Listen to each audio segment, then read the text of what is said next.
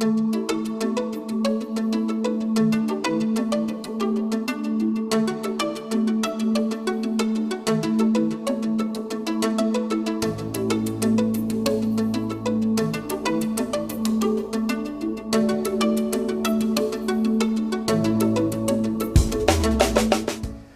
wanted to provide some guidance on selecting money managers this morning. It's a thing that families often find extremely difficult. Most people do, actually.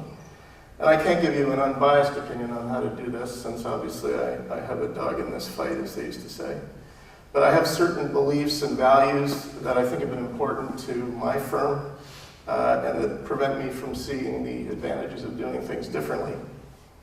So within those constraints, I guess, how can I give you useful advice on the subject? Well, I think most people approach money manager selection by analyzing the returns that the managers generated over time. But there's a lot more to it than the numbers. My goal this morning is to go beyond the numbers and give you a checklist of things to look for in a money manager that can protect you against fraud and error, ensure that your losses, if any, are reversible, and make sure that your family is the major beneficiary of the returns generated, not the money manager or the government.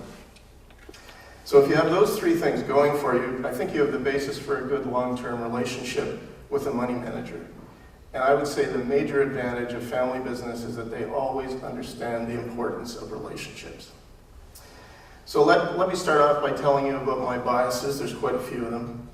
My firm is a traditional long-only money manager. That means that with the exception of one experimental product that we fool around with, we don't short stocks, we don't buy derivatives, we don't use leverage, or any of the other exotic strategies that managers tend to use these days.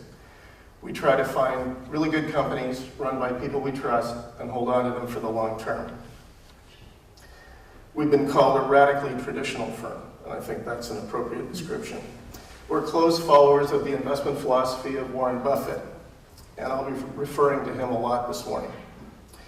I'm sure most of you know something about Warren Buffett, but a brief word for those who don't. He's based in Omaha, Nebraska, and he's sort of a cross between King Midas and Will Rogers. He's become one of the richest people on earth, mostly by investing in the stock market. He's the greatest securities investor in history, and he uses the approach I described above, buying quality companies for the long term. He's a survival from another age. He still does business on a handshake, even very, very big business, and he keeps no secrets from his shareholders. He's easily the most successful communicator of basic investment concepts who's ever lived. So, to the matter at hand. There are a lot of ways for families to approach the issue of money manager selection. Entrepreneurs, of course, being entrepreneurs, tend to make these selections themselves. And the money manager in those situations is often a family advisor, much like the family's accountant and lawyer, selected primarily for competence and compatibility. As the family group gets larger, there are all kinds of roads you can go down. Often a lawyer or accountant is the trusted family associate who's tasked with selecting the money manager. Sometimes the family will hire a consultant who specializes in money manager selection. Occasionally, a scion of the family will develop an interest and competence in investing, and they'll be entrusted with it. Very wealthy families often have large and sophisticated family offices to look after this function. I'm going to simplify things and assume the family has a decision maker who wants to select a single money manager to handle the family's needs. And I want to examine what characteristics will make for a successful long-term relationship with that money manager. So where do we start? Most people start, logically enough, with the returns. That's the money manager's product, after all.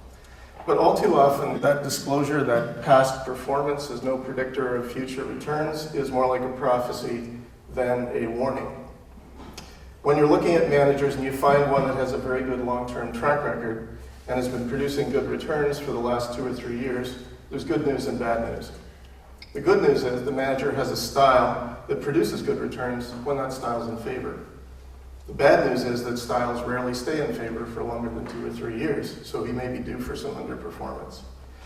So you need other things to look for in deciding whether the manager will do the job for you longer term. Look at the returns by all means, but look at these other things as well. Fortunately, there are a number of telltale signs of a superior investment management firm, the kind of firm you can rely on for the long term. These characteristics can give you confidence that you've selected the right money manager, even when the manager is going through a tough performance patch. And that's going to happen. The only managers who produce truly reliable and predictable returns data tend to be the ones who are making it up, like Bernie Madoff. My starting point was to try to think of the best possible money management situation and go from there.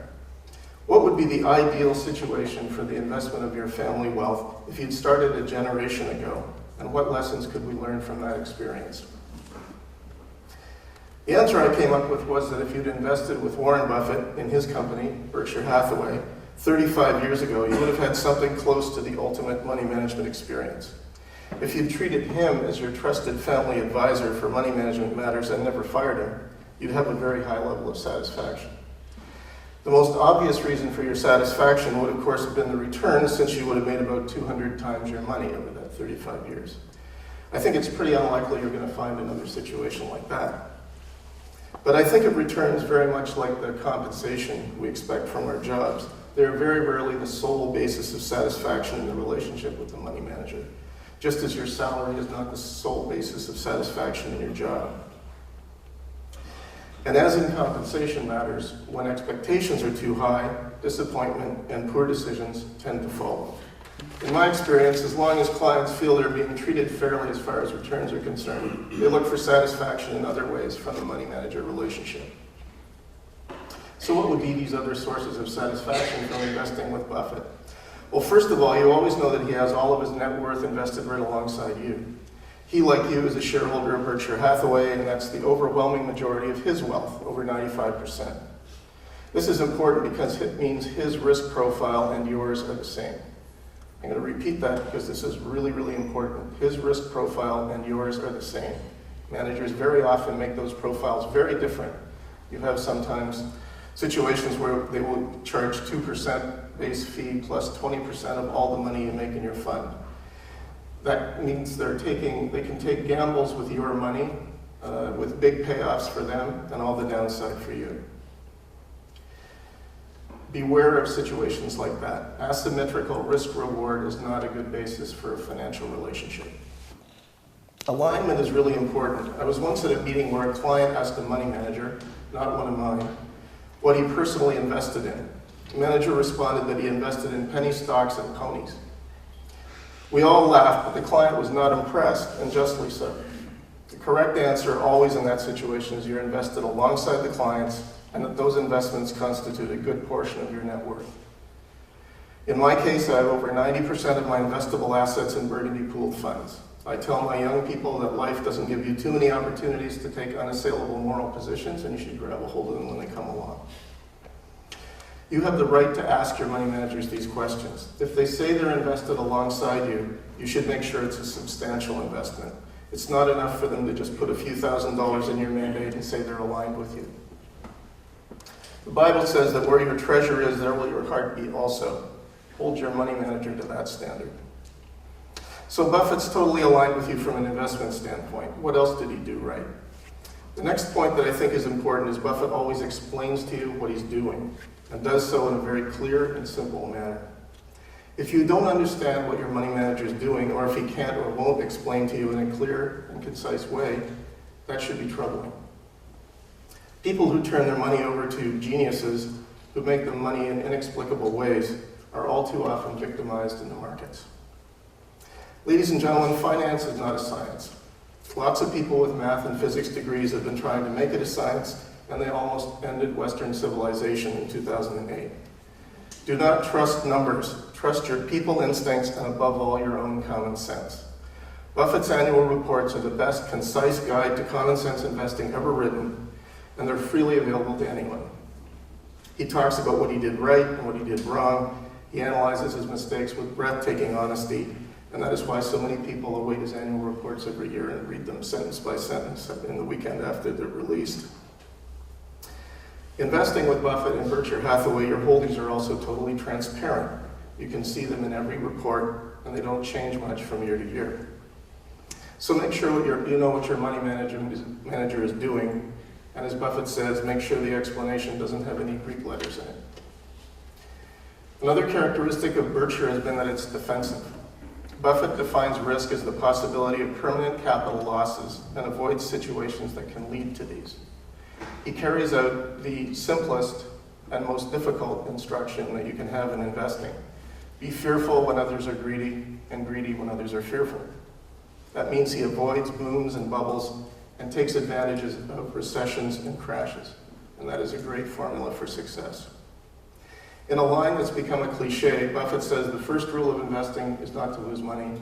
The second rule is never forget rule number 1. So we take another principle from Berkshire.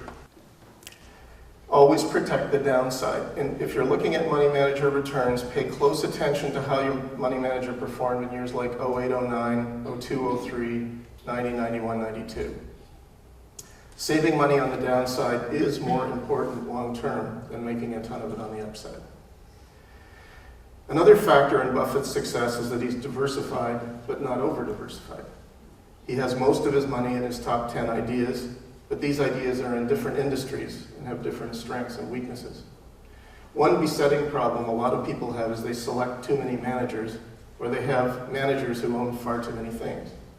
If you want to be highly diversified, there's absolutely nothing wrong with that, but you shouldn't select a money manager at all. You should own index funds or index ETFs. Another advantage Buffett has is that he's low cost. He pays himself $100,000 a year and builds his wealth through investing alongside you. Money manager fees are a big deal, especially when you pay a high annual fee and a performance fee on the positive returns. In my opinion, it's virtually impossible over any long period of time for a money manager to add value with a 2% base fee and a 20% performance fee with no hurdle. It's a great thing for the money manager who can expropriate large amounts of client money and get rich fast in a bull market, or if some risky or leveraged bets work out for him. But it's not a good situation for the client. Lots of managers worsen an already egregious situation by allowing so-called resets on their performance fees. This means they can start the clock over again after some period of time, and you can find yourself paying a performance fee even when they've lost you money longer term. That's an outrageous practice, and it shouldn't be allowed. A reputable money manager who wants to charge a performance fee should always have a permanent high water mark for performance fees so that situation can't arise. They should also have a hurdle rate so that he has to make some money before he can start charging a performance fee. So our next rule will be pay attention to fees. As your annual fees go past 2% of assets, your chances of making value-added returns fall dramatically. If you give the manager a fee schedule that rewards him lavishly on the upside and leaves you all the downside, your long-term returns will almost certainly be disappointing. In my industry, we deal with brokers a fair bit. Brokers trade stocks and look after debt and equity issues from companies. They can be a rather cynical group. There's an old joke in the brokerage industry that goes like this: at ABC Brokers, we take your money and our experience and turn it into our money and your experience. High money manager fees do exactly the same thing. Another great thing about Buffett is that he's tax efficient. If you never sold your Berkshire stock, you never paid any capital gains taxes. But even if he'd been structured like a traditional pooled fund, the taxes would have been very low because of his buy and hold strategy. For investing taxable family wealth, taxes can be a very heavy cost. Hyperactive money managers can generate a lot of capital gains income in a bull market so that your after-tax returns are actually pretty low. Beware of managers who turn over their portfolios at a high rate. They're going to generate a lot of taxes, and they're probably charlatans anyway. So those are my criteria for a manager who's set himself up to give the clients a good experience beyond the returns. Let me recap. The manager has most of his net worth aligned with you through direct investments in the same products you're investing in. He takes the same risks you do and receives the same rewards. Second, the manager has a simple and effective investment approach which he explains to you in clear and understandable terms. You know what he's doing with your money. Third, you can see what your money's invested in and you understand the investments. The manager admits and explains mistakes. Fourth, the manager has a good record of protecting the downside in poor markets and a proven ability to capitalize on opportunities at those times. Fifth, the manager is diversified but not over-diversified. If you want really broad diversification, consider index strategies. Sixth, the manager's fees are reasonable and he can demonstrate that he's added value well in excess of the fee. Make sure he's not taking a big chunk of the upside and leaving you all the downside. Finally, make sure the manager is not generating excessive taxes. I had one client who had a high-tech manager back in 1999, and by the time she fired him in 2001, there wasn't enough money left in her account to pay the capital gains taxes for the previous year. This can be a really serious matter. I think if your manager combines all of these characteristics, you'll be protecting yourself against some of the most frustrating and frightening aspects of dealing with money managers. The alignment, simplicity, and transparency will protect you against fraud and error. Downside protection and adequate diversification will ensure that your losses are reversible. Reasonable fees with symmetrical rewards and tax efficiency will ensure the lion's share of the value added ends up in your pocket rather than that of the money manager or the government. Best of all, you'll have the basis for a fruitful long-term relationship, and you won't find yourself doing a manager search every 5 years. That concludes my remarks this morning. On to the main event.